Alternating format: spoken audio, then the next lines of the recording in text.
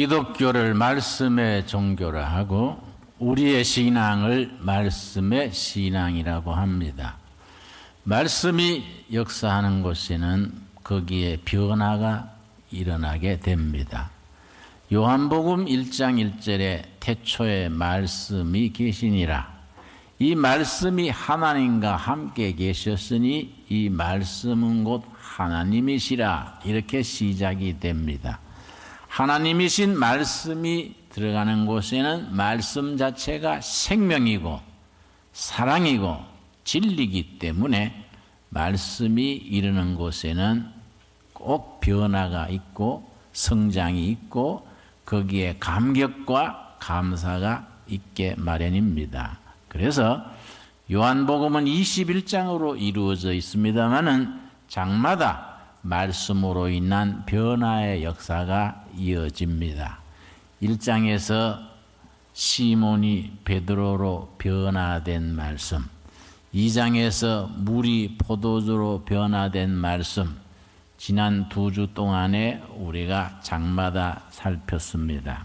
오늘은 9장에서 시작합니다. 요한복음 9장 1절 말씀 우리 다 함께 찾겠습니다. 예수님께서 예루살렘 쪽으로 향해서 길을 가시는데 날 때부터 맹인이 만나게 되었습니다. 날 때부터 맹인을 만나게 됐습니다. 요한복음 9장 1절의 말씀입니다. 그런데 예수님의 제자들이 예수님께 물었습니다. 이 사람이 맹인이 된 것이 조상의 죄입니까? 본인의 죄입니까? 왜 이렇게 엉뚱한 질문이 나오느냐 하면은 그 시대 유대인들의 질병관이 그 뒷받침되고 있습니다. 그 시대 유대인들은 어떻게 생각했느냐 하면은 모든 질병은 죄의 결과다. 문둥병이든 눈먼 봉사든 어떤 병이든지 본인의 죄의 결과로 병이 오는 것이다. 그렇게 생각했었기 때문에 이 사람은 나면서부터 맹인이니까 본인이 죄질 기회가 없었지요. 그런데 맹인이 됐으니까 조상들의 죄 때문에 맹인이 됐습니까? 본인의 죄 때문에 맹인이 됐습니까? 이렇게 묻게 됩니다. 예수님께서 전혀 다른 대답을 하십니다. 이 대답이 오늘 우리들에게 이루어질 수 있게 되기를 바랍니다. 9장 3절 말씀 우리 한번 같이 읽겠습니다. 예수께서 대답하시되 이 사람이나 그 부모의 죄로 인한 것이 아니라 그에게서 하나님이 하시는 일을 나타내고자 하심이라. 부모의 죄도 본인의 죄도 아니다. 이 사람이 나면서 맹인이 된 것은 하나님의 섭리, 하나님의 뜻이 있다. 하나님이 하시는 일을 나타내고자 하는 것이다. 하나님께 영광을 돌리고자 하는 것이다. 그리고 예수님께서 그에게 실로암 연못에 가서 씻으라 말씀하시니까 실로암 연못에 씻고 눈이 밝아졌습니다. 바로 하나님의 하시는 일을 드러내게 된 것입니다.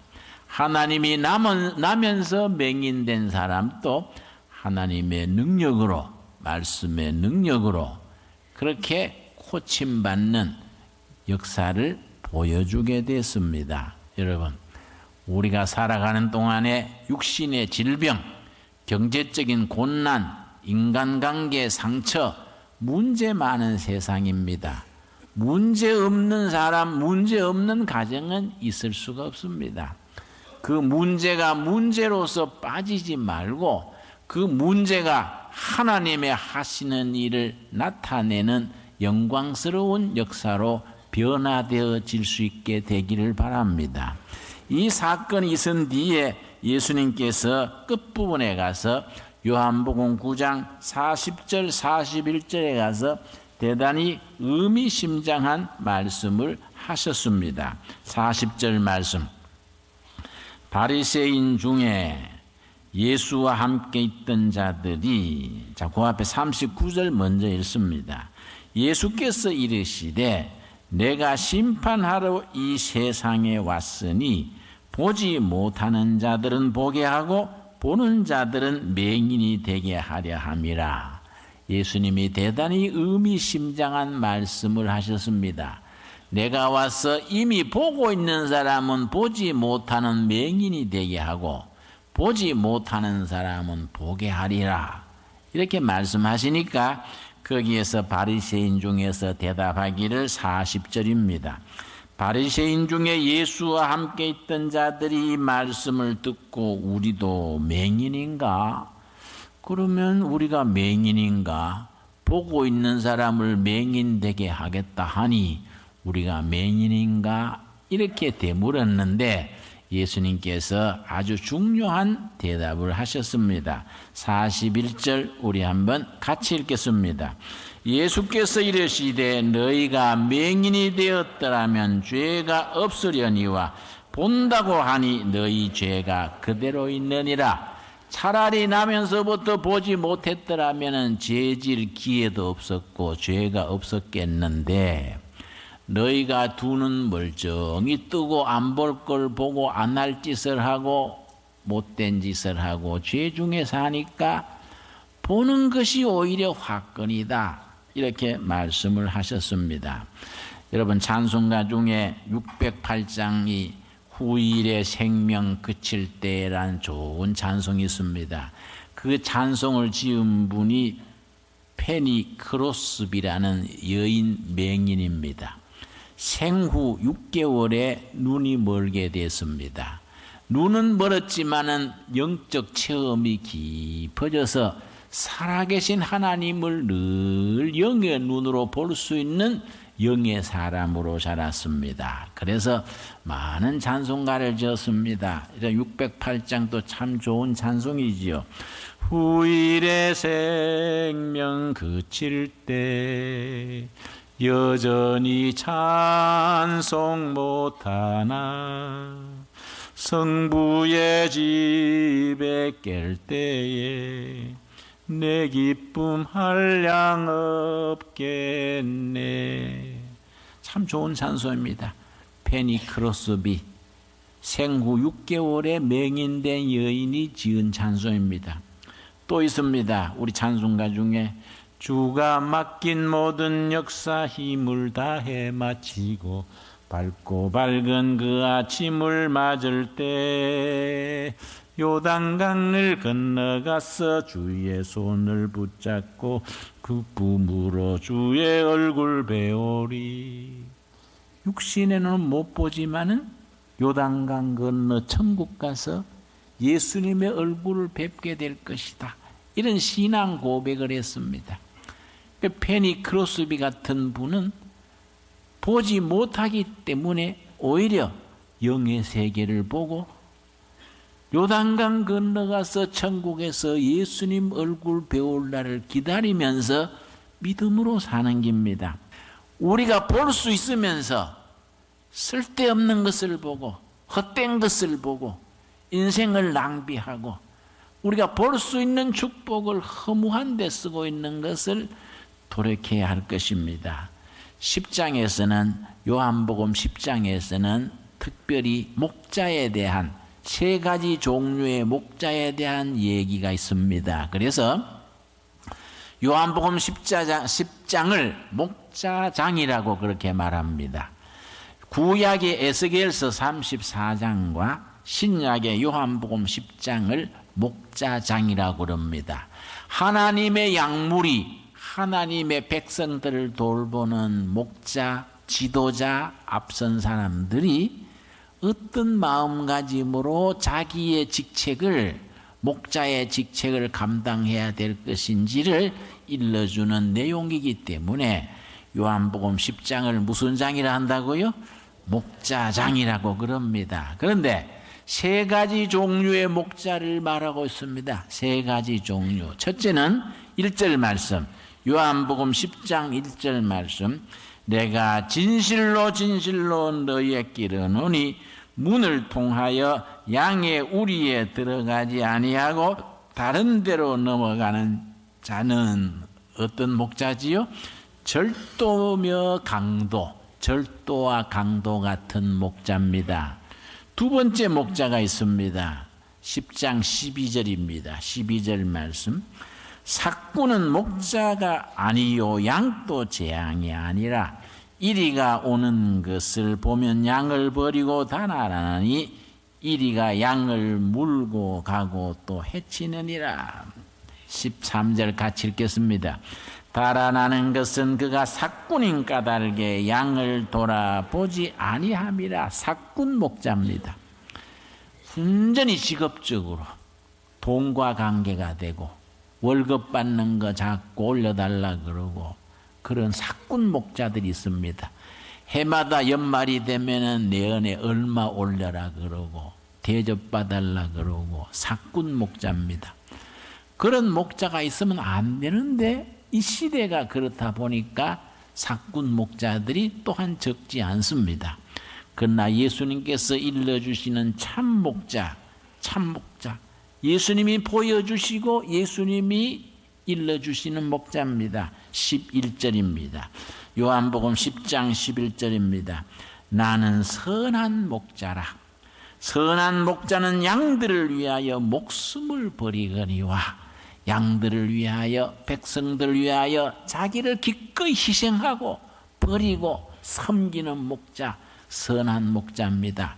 꼭 교회 목사님이나 신부님이나 말하는 것만이 아닙니다. 지도자, 한 가정의 가정, 한 조직의 지도자, 한 시대를 이끄는 영도자들, 정말 이렇게 선한 목자가 돼서 교인들을 위하여, 백성들을 위하여, 자기가 그늘이 있는 식구들을 위하여 희생하고 손해보고 때로는 목숨까지 바칠 수 있는 그런 목자지요.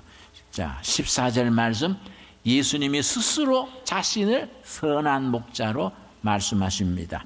14절, 나는 선한 목자라. 나는 내 양을 알고 양도 나를 아는 것이. 15절 우리 같이 읽겠습니다. 아버지께서 나를 아시고 내가 아버지를 아는 것 같으니 나는 양을 위하여 목숨을 버리노라. 그래서 예수님께서 십자가에 목숨을 버리신 것이 바로 이 말씀에 대한 실천입니다. 선한 목자 되신 예수님, 바로 우리 자신의 기준이고 우리 자신의 목표고 우리가 선한 목자 되신 예수님처럼 살 수 있도록 우리가 기도할 수 있게 되기를 바랍니다. 요한복음 11장은 대단히 유명합니다. 죽은 나사로를 살리신 본문입니다. 요한복음의 이적 기사가 7번 나옵니다. 7번 중에서도 크라이막스가 요한복음 11장에 죽은 나사로를 살리신 장면입니다. 바로 베다니라는 마을에서 마리아, 마르다, 나사로 세 남매가 사는데 그 나사로가 오라비 마소로가 병들어 죽게 됐습니다.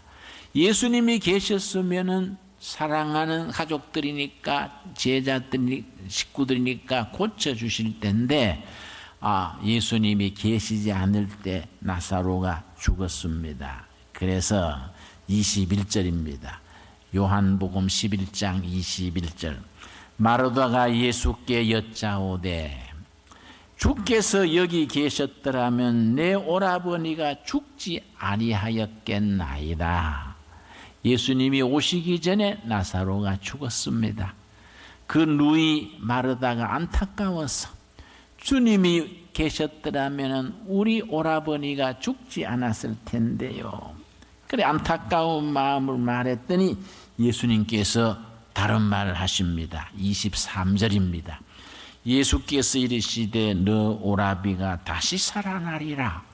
예수님은 지금 죽은 나사로가 살아날 것을 말하는데 그 누이 마르다는 다르게 받아들이는 겁니다. 24절이지요. 마르다가 이르되 마지막 날 부활 때에는 다시 살아날 줄을 내가 아나이다. 참 마르다가 중요한 신앙을 가졌습니다. 부활 신앙이지요. 예, 오라버니가 지금 죽었습니다마는 마지막 날 심판날 그때에 다시 부활할 것을 믿습니다. 훌륭한 신앙이지요. 우리도 다 마르다의 신앙을 가져야 합니다. 그런데 예수님께서 뭐라 하시느냐 하면은 25절 예수께서 이르시되 나는 부활이요 생명이니 나를 믿는 자는 죽어도 살겠고 무릇 살아서 나를 믿는 자는 영원히 죽지 아니하리니 이것을 너가 믿느냐? 오늘 성령님께서 우리들에게 묻습니다. 너희들이 이것을 믿느냐? 나는 부활이요 생명이니 나를 믿는 자는 죽어도 살겠고 살아서 믿는 자는 죽지 아니하리라. 여러분 이 말씀에 아멘으로 응답합니까? 위대한 신앙입니다. 기독교 신앙의 본질입니다. 본질. 우리가 기독교 신앙을 가지는 축복이 뭐입니까? 다른 게 아닙니다. 우리가 예수를 믿으면 죽어도 살겠고 살아서 예수 믿으면 영원히 죽지 아니하리라. 그게 무슨 말씀입니까? 예수 믿는다고 안 죽는 사람이 있습니까? 다 죽는데 왜 그러실까? 그래서 신약에서는 죽는다고 표현하지 않습니다. 성도들이 죽는 걸 죽는다 하지 않고 잔다. 자서 하늘나라에서 깨는 것입니다. 그래서 나를 믿는 자는 죽어도 살겠고 살아서 나를 믿는 자는 영원히 죽지 아니하리라. 너가 믿느냐?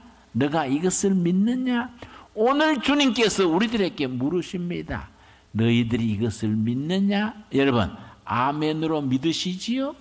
참 신앙의 경지는 이렇게 죽고 사는 걸 넘어서 버려야 됩니다. 죽음의 문제를 극복해버린 사람들이 크리스찬들입니다. 대단한 사람들이지요. 여러분 굉장한 참 신앙 고백입니다. 여러분 오늘의 본문은 요한복음 12장입니다. 요한복음 12장이 오늘의 본문 말씀입니다. 6월절 엿새 전에 예수님께서 베다니 마을에 나사로를 살렸던 마을 마르다와 마리아와 나사로 마을에서 계시는데 한 여인이 아주 순전한 향유, 아주 비싼 향유 향유를 가지고 와서 예수님 발에다가 붓고 머리털로 그 발을 씻었습니다. 온 방 안에 향내가 가득했습니다. 그랬는데 제자들 중에 시비를 거는 겁니다. 왜 이 비싼 향유를 300데나리온에 팔아서 가난한 사람들을 구제했을 텐데 왜 이걸 허비하느냐? 여러분 마가복음 14장에도 같은 사건이 나오는데 한 죄 많은 여인 그랬습니다. 한 죄 많은 여인이 순전한 향유 옥합을 가지고 와서 옥합을 깨뜨리고 아주 병채로 깨뜨리고 예수님의 발에 붓고 머리털로 울면서 발을 씻겼습니다. 그랬더니 제자들 중에 시비를 거기를 특별히 가룟 유다가 시비를 거기를 왜 이 향유를 허비하느냐? 왜 허비하느냐? 이렇게 핀잔을 주었습니다. 예수님께서 이르시기를 그 여인을 괴롭히지 말아라. 가난한 사람들은 항상 너희들과 같이 있겠지만은 이 여인은 내 제사를 내 장례를 준비하는 거이다.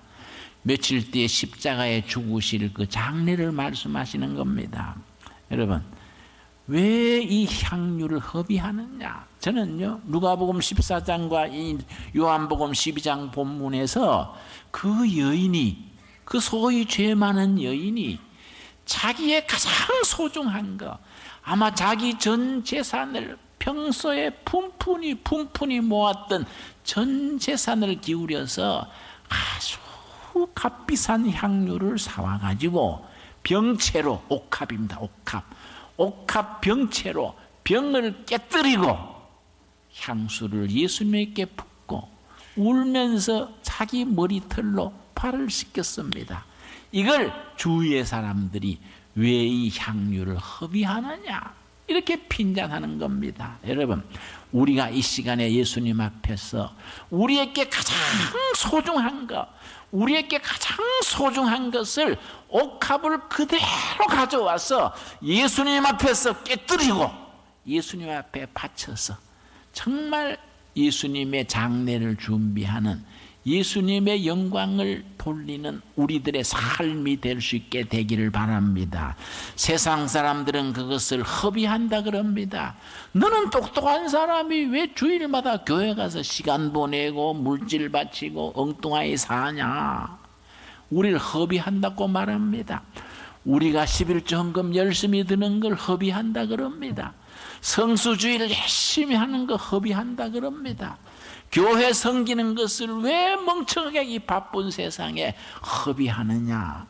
바로 그날 그 죄 많은 여인에게 사람들이 말했던 그대로 말합니다. 왜 허비하느냐? 왜 허비하느냐? 바로 그 죄 많은 여인, 한 많고 죄 많은 여인이 너무너무 소중한 예수님을 만났기 때문에 자기 모든 재산을 털어서 가장 값비싼 향유 옥합을 사다가 옥합을 깨뜨리고 예수님께 깨뜨리고 발에 붓고 울면서 발을 씻기던 그 사람, 그 여인을 향해서 왜 허비하느냐? 그 말 지금 우리들에게 합니다.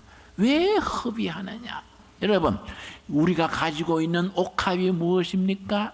우리 이 시간 스스로 생각해 봐야 됩니다. 여러분, 여러분들이 가지고 있는 가장 소중한 옥합이 뭐입니까? 예수님께서 그걸 기뻐하십니다. 그 죄 많은 여인, 한 많은 여인, 세상의 남자한테 속고 세상에 속고 상처받고 이리 밀리고 저리 밀리고 하늘 품고 살았던 그 죄 많은 여인이 가장 소중한 예수님을 만났기 때문에 모든 재산을 털어서 소중한 옥합을 사서 순전한 나드 순수한 향수를 사서 옥합채로 깨뜨리고 예수님께 바치고 눈물로 발을 씻기던 그 여인, 그 여인의 삶이 우리 자신의 삶이 될 수 있게 되기를 바랍니다. 여러분, 우리에게 가장 소중한 옥합이 뭐입니까? 있는 그것을 가지고 나와서 있는 그대로 예수님 앞에 깨뜨리고 예수님 앞에 무릎을 꿇고 예수님이 내 주인입니다. 예수님께서 나를 축복하시고 구원하시고 인도하심을 감사드리고 내 예수님의 무릎 꿇고 이 삶을 이렇게 살겠습니다. 이 시간 예수님 앞에 옥합을 깨뜨리는 우리들이 될 수 있게 되길 바랍니다. 그래서 세상 사람들이 우리를 향해서 왜 너는 낭비하느냐, 왜 허비하느냐 물을 때에 어깨를 펴고 감격을 가지고 나의 주인 예수님을 만났기 때문입니다. 내 삶의 가장 소중한 예수님을 만났기 때문에 나는 기꺼이 내 삶을, 내 지식을, 내 재물과 내 청춘을 나는 기꺼이 허비하겠습니다. 이렇게 감격으로서 대답할 수 있게 되기를 바랍니다. 기도하겠습니다.